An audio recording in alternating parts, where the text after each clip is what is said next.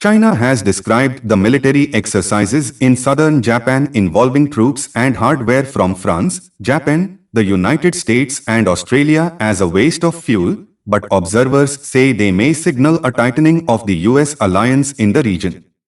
The week-long air, land and sea exercises, named R-21, began on Tuesday at the Kirishima training area on the Kyushu Peninsula and simulate different scenarios such as defending remote islands and intercepting vessels at sea.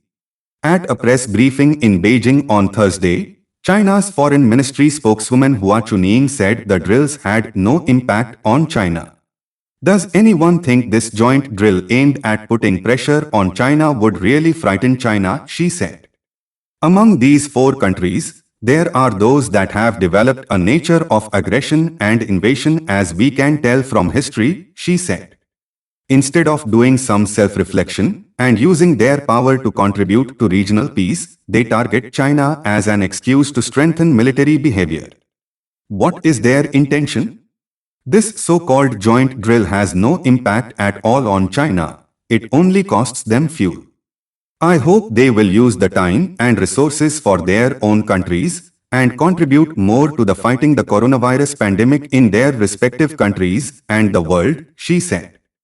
The exercise is a first for France in Japan but comes amid a flurry of military activity involving the US and its allies in the region, including in the South China Sea and East China Sea, where Beijing has overlapping territorial claims with several of its neighbors. Thank you everyone for watching this video.